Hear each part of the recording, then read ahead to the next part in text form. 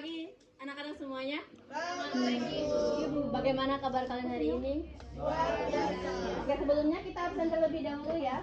Elsie? Hadir. Eltin? Hana? Ada. Oke. Hadir semua ya. Tema kita pada hari ini, aku memiliki kemampuan. Sebelumnya kita lihat gambar.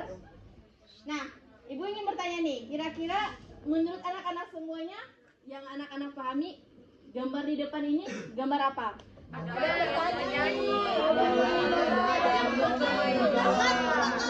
Oke, di sini kan ada 3 orang. Ada yang sedang bernyanyi, ada yang bermain bola, dan ada yang melukis. Nah, dari gambar semua ini kita akan membahas nih apa sih makna dari gambar tersebut. Oke, sebelumnya tema kita aku memiliki kemampuan. Nah, sebelumnya Ibu ingin menjelaskan apa sih itu kemampuan. Nah, sebelumnya Ibu mau tanya nih, teman-teman, anak-anak semuanya di sini tahu nggak kata apa itu kemampuan? Kata kemampuan. Oke, yang dimiliki sejak lahir. Ada lagi? Ya, jadi itu di sini.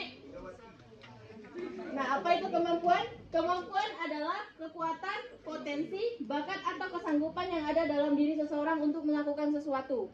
Nah, jadi di sini kemampuan itu adalah potensi yang dimiliki masing-masing, baik itu anak-anak, orang dewasa, remaja maupun orang yang sudah tua. Kemudian di sini juga ada bakat. Nah, dari hal ini kita akan belajar tentang kata bakat. Dari kemampuan merupakan bakat. Nah, di sini contoh kemampuan yang dalam bakat itu seperti bernyanyi, menari, memasak, menggambar, bermain alat musik, dan juga bermain bola. Nah, sebelumnya Ibu ingin meminta 2 orang, 1 perempuan dan juga 1 laki-laki untuk menjadi contoh. Aldi. Silahkan Aldi dengan Ida saja. Silahkan maju. Ida. Oke. Nah, cocok kan? Ibu, oke, di depan teman anak-anak sudah ada 2 teman kita, 1 laki-laki dan juga 1 perempuan di sini. Ibu ingin bertanya nih kepada Aldi, kira-kira Aldi itu mempunyai kemampuan apa sih yang Aldi ketahui di dalam diri Aldi? Bisa bernyanyi, tepuk tangan dong. Kemudian Ida, saya suka memasak, Bu. Suka memasak. Oke, terima kasih, silahkan duduk. Oke, maaf ya teman-teman, tadi kita lupa berdoa. Karena saking semangat sekali ya katanya. Oke, jadi, nah teman-teman masih ingat nggak? Anak-anak masih ingat nggak? Tadi Aldi itu memiliki kemampuan apa? Bernyanyi. Sedangkan Ida? Memasak. Nah, dari kedua teman kita tadi, anak-anak sudah melihat tuh perbedaan dari antara Aldi dan juga Ida. Mungkin si Ida ini bisa juga dalam bernyanyi, tapi keahlian dia lebih ke memasak. Mungkin Aldi ini bisa juga dia memasak. Tidak mungkin teman-teman di sini nggak bisa masak kan? Pasti bisa masak, tapi dia tidak terlalu ahli dalam bernyanyi. Memasak. Oke. Jadi setiap orang itu memiliki kemampuan yang berbeda-beda. Jadi kemampuan orang itu pastinya berbeda-beda. Tidak ada yang sama. Meskipun sama, pasti ada perbedaan kemampuannya. Kemampuan yang mereka miliki seperti itu. Misalnya nih, Ibu beri contoh mampu dalam bernyanyi. Misalnya Ibu punya bakat dalam bernyanyi. Tapi Ibu hanya bisa bernyanyi saja. Ibu tidak terlalu paham baca not seperti itu, tapi bakat Ibu ada di nyanyi seperti itu. Terus kemudian si Greg kan dia bisa bernyanyi, sama-sama bisa bernyanyi, tapi dia lebih bisa membaca not seperti itu.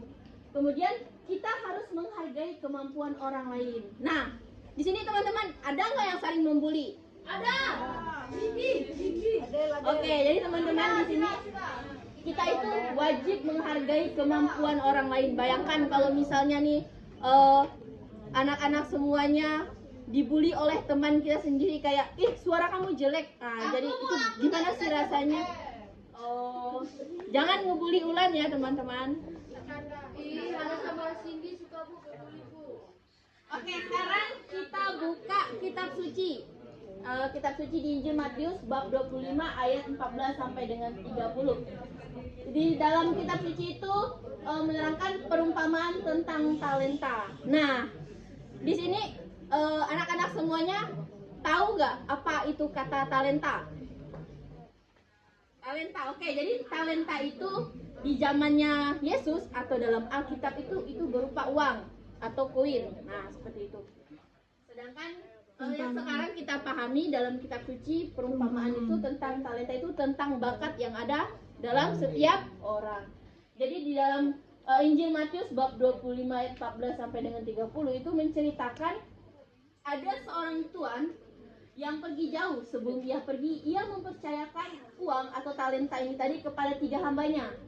Yang pertama ia beri 5 talenta, dan yang kedua ia beri 2 talenta, yang ketiga ia beri 1 talenta. Nah, setelah ia memberikan talenta-talenta ini kepada hamba-hambanya, lalu pergilah si tuannya ini tadi. Setelah itu si tuannya ini tadi kembali lagi, di mana bertemulah mereka ini. Kemudian hamba pertama dan kedua bekerja keras sampai uang itu bertambah 2 kali lipat. Nah, tuan mereka merasa senang. Katanya, bagus, kamu hamba yang baik dan setia. Karena kamu setia dalam hal kecil, aku akan mempercayakan hal yang lebih besar. Nah, berbeda dengan hamba yang ketiga. Jadi hamba yang ketiga ini hanya menggali tanah dan menyembunyikan uangnya. Ia tidak berusaha sama sekali.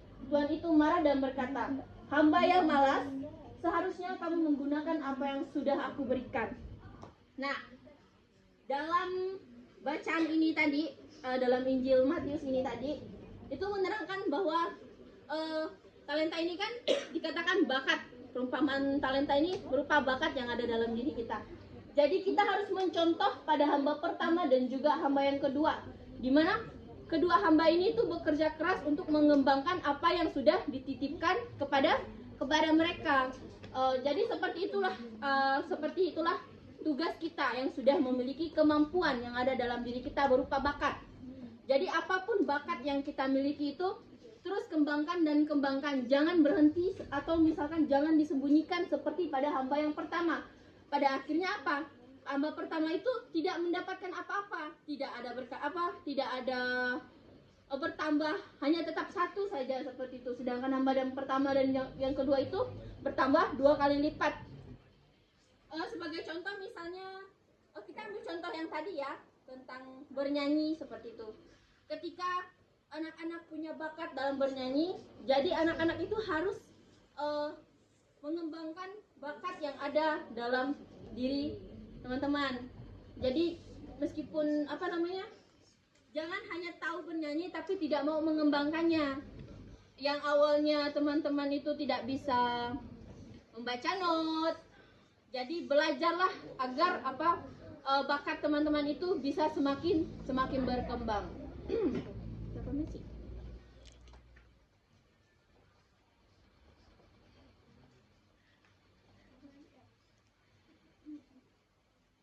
Lanjut Bu.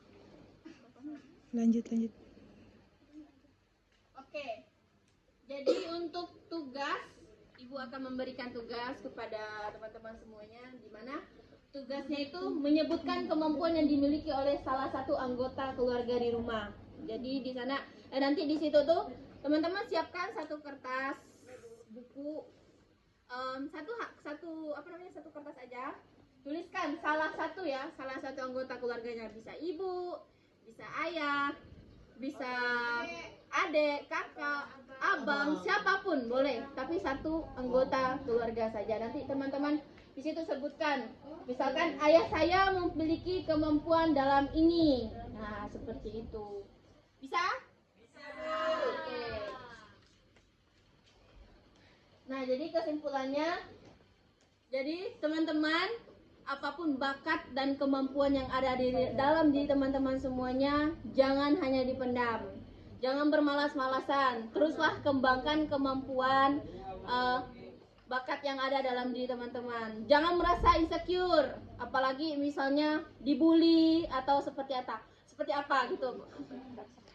Bahkan ketika teman-teman dibully, itulah menjadi motivasi teman-teman semuanya untuk semakin berkembang. Jadi buktikan nih, aku bisa, meskipun aku dibully, aku bisa. Aku akan tunjukkan sama orang itu, ya. Iya, makanya teman-teman semua harus, teman-teman yang lain, makanya jangan sampai ngebully. Bayangkan hal tersebut dibalikan kepada kalian yang ngebully orang, lalu orang ngebully kalian, gimana rasanya? Nah, pasti dalam hidup itu pasti akan ada namanya iya, roda berputar. Nggak selalu di atas, nggak selalu kamu yang ngebully orang, pasti kamu akan dibully juga. Nggak dari fisik, kemampuan, bahkan yang lain juga. Oke, jadi terus kembangkan kemampuanmu agar Tuhan semakin sayang kepadamu. Setuju? Setuju. Oke. Sebagai karena hari ini udah selesai pembelajaran kita tutup dengan doa. Sebelumnya minta maaf sekali karena tadi kita tidak mengawali dengan doa. Tapi sekarang kita tutup dengan doa. Kita tutup dengan tanda kemenangan Tuhan kita Yesus Kristus dalam nama Bapa dan Putra dan Roh Kudus. Amin.